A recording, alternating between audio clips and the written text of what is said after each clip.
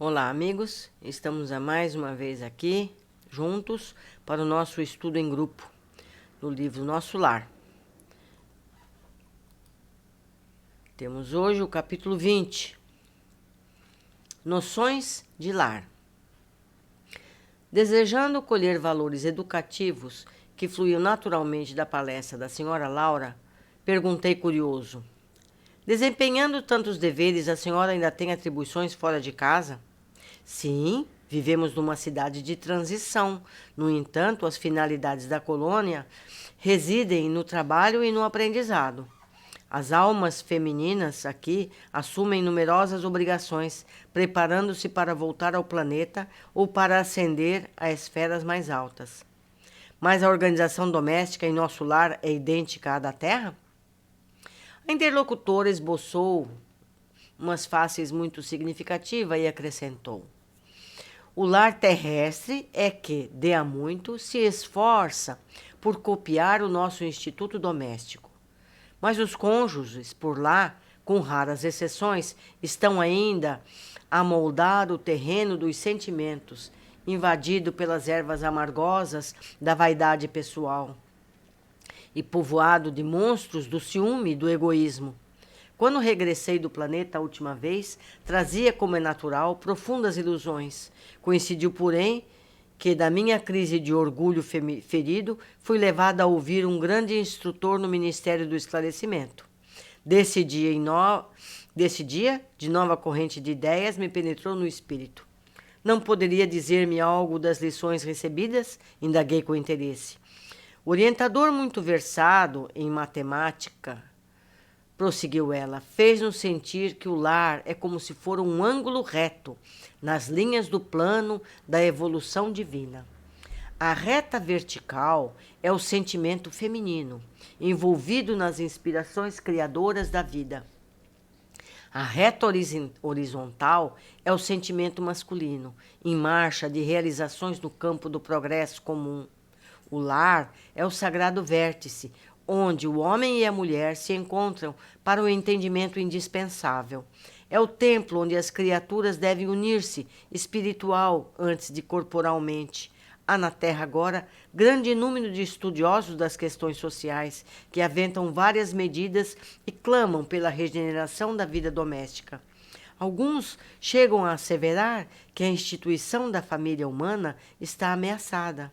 Importa considerar, entretanto, que a rigor o lar é conquista sublime que os homens vão realizando vagarosamente, onde, nas esferas do globo, o verdadeiro instituto doméstico, baseado na harmonia justa, com os direitos e deveres legitimamente partilhados? Na maioria, os casais terrestres passam as horas sagradas do dia vivendo a indiferença e o egoísmo feroz. Quando o marido permanece calmo, a mulher parece desesperada. Quando a esposa se cala humilde, o companheiro tiraniza. Nem a consorte se decide a animar o esposo na linha horizontal de seus trabalhos temporais, nem o marido se resolve segui-la no voo divino à ternura e ao sentimento, rumo aos planos superiores da criação. Dissimulam em sociedade e na vida íntima. Um faz viagens materiais de longa distância, quando o outro comenta um serviço que lhe seja peculiar. Se a mulher fala dos filhinhos, o marido excursiona através dos negócios e o companheiro examina qualquer dificuldade do trabalho que lhe diz respeito. A mente da esposa volta ao gabinete da modista. É claro que, em tais circunstâncias, o ângulo divino não está devidamente traçado. Duas linhas divergentes tentam em vão formar o vértice sublime, a fim de construírem um degrau na escalada grandiosa da vida eterna. Esses conceitos calavam-me fundo e, sumamente impressionado, observei. Senhora Laura, essas definições suscitam um mundo de pensamentos novos. Ah, se conhecêssemos tudo isso lá na Terra! Questão de experiência, meu amigo, replicou a nobre matrona. O homem e a mulher aprenderão do sofrimento e na luta. Por enquanto, raros conhecem que o lar é instituição essencialmente divina e que deve viver dentro de suas portas com todo o coração e com toda a alma. Enquanto as criaturas vulgares atravessam a florida região do noivado, procuram se mobilizando os máximos recursos do espírito. E daí, ao dizer-se que todos os seres são belos quando estão verdadeiramente o amando. O assunto mais trivial assume singular encanto nas palestras fúteis. O homem e a mulher comparecem aí na integração de suas forças sublimes, mas logo que recebem a bênção nupcial, a maioria atravessa os véus do desejo e cai nos braços dos velhos monstros que tiranizam os corações. Não há concessões recíprocas, não há tolerância e, por vezes, nem mesmo fraternidade. E apaga-se a beleza luminosa do amor quando os cônjuges perdem a camaradagem e o gosto de conversar. Daí em diante, os mais educados respeitam-se, os mais rudes mal se suportam. Não se entende. Perguntas e respostas são fórmulas em vocábulos breves. Por mais que se unam os corpos, vivem as mentes separadas, operando em rumos opostos. Tudo isso é pura verdade, aduzi comovido. Que fazer, porém, meu amigo? Replicou a bondosa senhora. Na fase atual evolutiva do planeta, existem na esfera carnal raríssimas uniões de almas gêmeas, reduzidos matrimônios de almas irmãs ou afins, esmagadora porcentagem de ligações de resgate. O maior número de casais humanos é constituído de verdadeiros forçados sob algemas. Procurando retornar o fio das considerações sugeridas por minha pergunta inicial, continua a genitora de Lísias. As almas femininas não podem permanecer inativas aqui. É preciso aprender a ser mãe, esposa, missionária, irmã. A tarefa da mulher no lar não pode circunscrever-se às tantas lágrimas de piedade ociosa e de muitos anos de servidão. É claro que o movimento coevo do feminismo desesperado constitui abominável ação contra as verdadeiras atribuições do espírito feminino. A mulher não pode ir ao duelo com os homens através de escritórios e gabinetes, onde se reserva a atividade justa do espírito masculino. Nossa colônia, porém, ensina que existem nobres serviços de extensão do lar para as mulheres. A enfermagem, o ensino, a indústria do fio, a informação, os serviços de paciência representam atividades assaz expressivas. O homem deve aprender a carrear para o ambiente doméstico a riqueza de suas experiências, e a mulher precisa conduzir a doçura do lar aos labores ásperos do homem. Dentro de casa, a inspiração. Fora dela, a atividade. Uma não viverá sem a outra. Como sustentar-se o rio sem a fonte? É como espalhar-se a água da fonte sem o leito do rio? Não pude deixar de sorrir ouvindo a interrogação. A mãe de Lísias, depois de longo intervalo, continuou.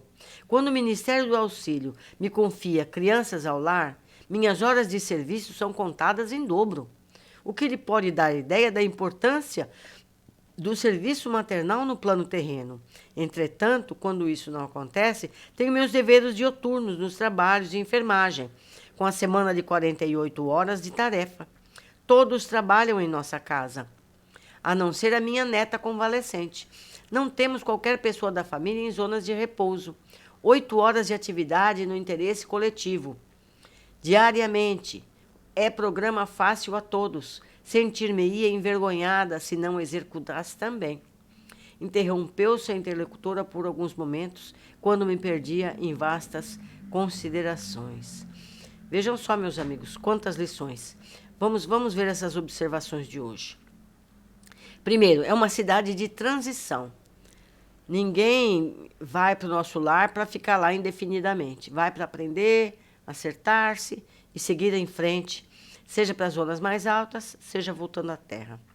Ou seja, a cidade espiritual é abrigo temporário para os que estão no perispírito em preparação, seja para voltar a encarnar ou para seguir para locais mais elevados e com tarefas mais específicas.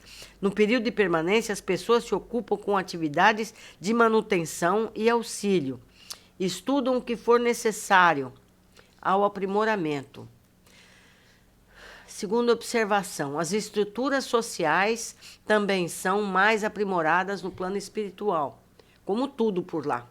As tecnologias, já sabemos, são sempre mais avançadas.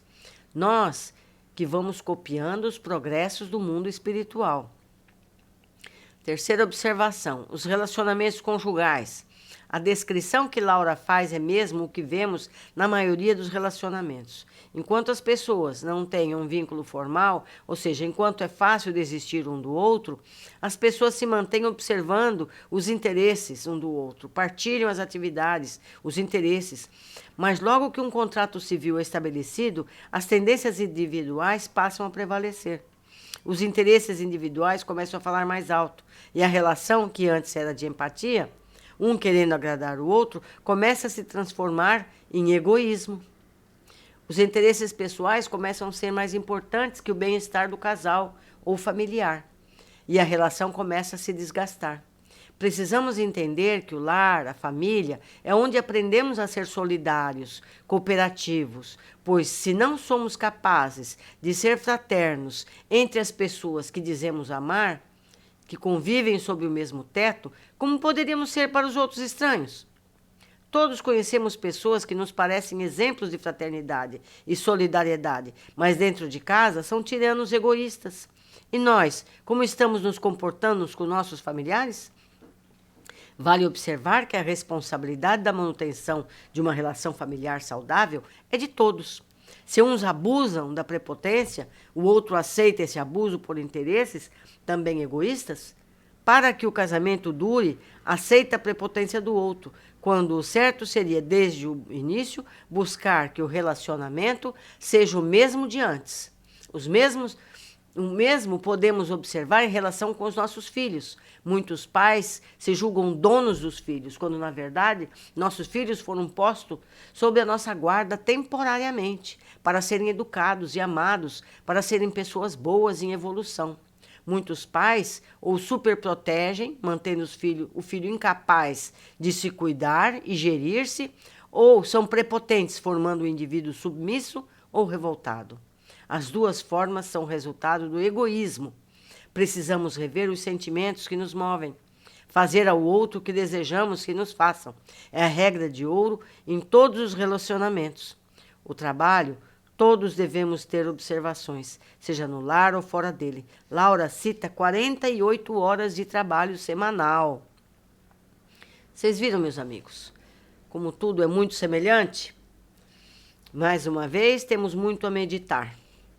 Vamos observar tudo que lemos, vamos avaliar a nós mesmos.